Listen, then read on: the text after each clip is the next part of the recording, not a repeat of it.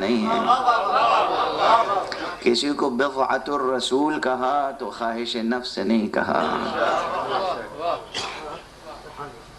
اپنی بیٹی کے لیے جو کچھ کہا اس لیے نہیں کہا کہ وہ بیٹی ہے یہ باپ ہیں.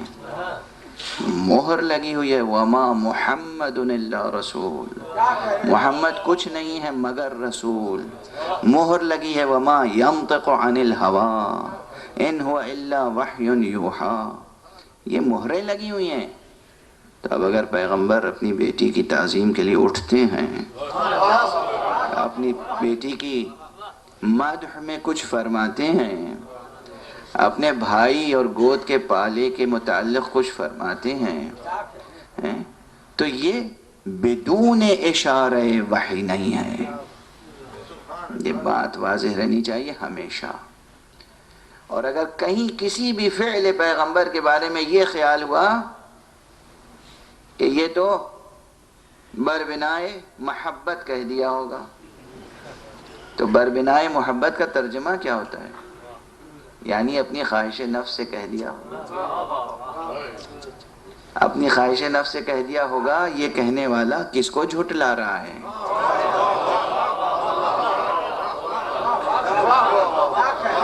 کس کو جھٹلا رہا ہے؟ وحی کو، قرآن کو، اللہ سبحانہ وتعالی کو.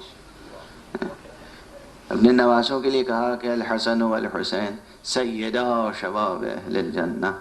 یہ حسن و حسین جوانان جنت کے سردار ہیں. تو یہ اس لیے کہہ دیا کہ ان کے نواسے تھے. اس ایک حدیث، تنہا یہ ایک حدیث کافی ہے ان کے علاوہ کسی بھی امامت کے بطلان کے لیے. جوانان جنت کے سردار. دوسری جگہ یہ فرما چکے ہیں کہ جنت میں جتنے جائیں گے جوان ہی جائیں گے، بوڑھے جائیں گے نہیں. حضور گزر رہے تھے کہیں سے، ایک بوڑھی خاتون، انہوں نے کہا یا رسول اللہ. کیا فرمائیے؟ کہ بس میں یہ چاہتی ہوں آپ میرے لیے دعا کر دیجئے اللہ مجھے جنت دے. حضور مسکرائے، کہا اللہ جنت میں بوڑھوں کو بھیجے گا نہیں. یہ حضور کا انداز مزاح تھا، لیکن حضور کا مزاح بھی بنا بر صدق ہوتا ہے.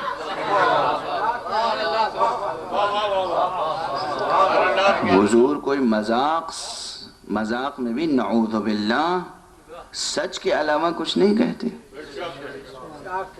انہوں نے ہم سے کہا ہے کہ جھوٹ سے بچو چاہے مذاق ہی میں کیوں نہ ہو، مزاح ہی میں کیوں نہ ہو. ہم سے کہا ہے. تو خود کیا نعوذ باللہ کوئی ایسی بات کہہ سکتے تھے کہ جو مکمل سچائی جس میں نہ ہو. وہ خاتون یہ سمجھی کہ مذاق کر رہے ہیں، پھر بھی مرجھا گئی. اور جیسے ہی دیکھا کہ مزمحل ہو گئی، مرجھا گئی، پھر مسکرا کے کہا اللہ جنت میں بھیجے گا جوان بنا کر. تو جتنے جنت میں جائیں گے وہ سب جوان ہو کے جائیں گے. اور جنت کے جوانوں کے سردار حسن و حسین.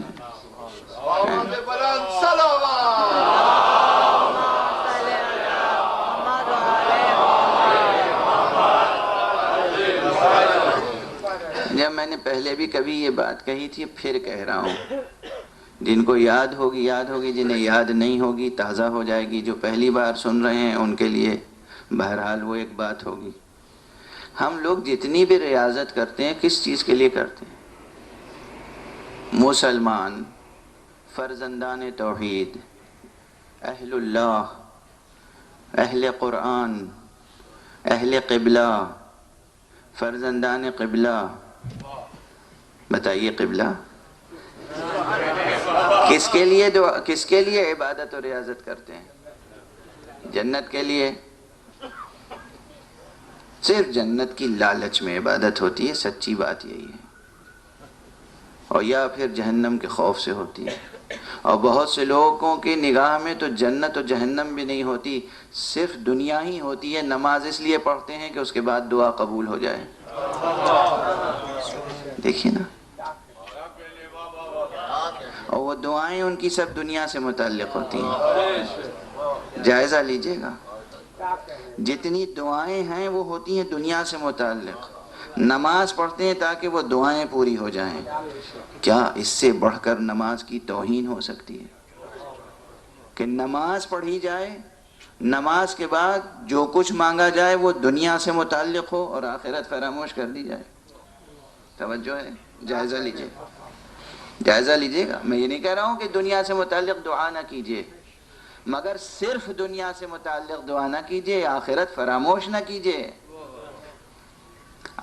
دنیا تو بغیر دعا کے بھی سنور سکتی ہے، آخرت بغیر دعا کے نہیں سنور سکتی. آخرت صرف دعا سنوارے گی.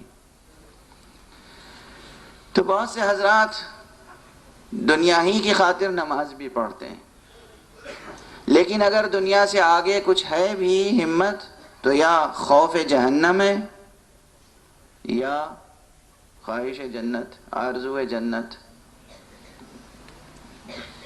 جو کچھ نماز پڑھتے ہیں، روزہ رکھتے ہیں، حج کرتے ہیں، زکوٰۃ دیتے ہیں، خمس دیتے ہیں، جہاد کرتے ہیں، کس لیے؟ اپنی بھی جان دے دیتے ہیں. کس لیے؟ اپنی بھی جان دیتے ہیں، دوسروں کی بھی جان لیتے ہیں. کس لیے؟ جنت کے لیے. اور رسول اللہ نے فرما دیا کہ جنت کے سردار یہ ہیں، تو انہیں چھوڑ کے کسی دوسرے کے ہاتھ پہ بیعت کا جواز کیا ہے؟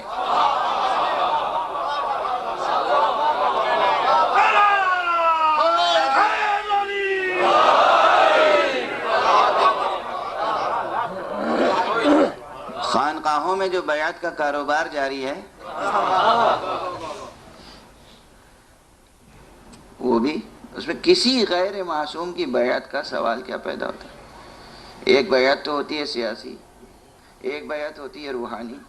جو مسلمانوں میں بیعت کی قسمیں ہیں، یہ جو روحانی بیعت کا سلسلہ جاری ہے، سجادہ نشینوں کی بیعت ہوتی ہے نا.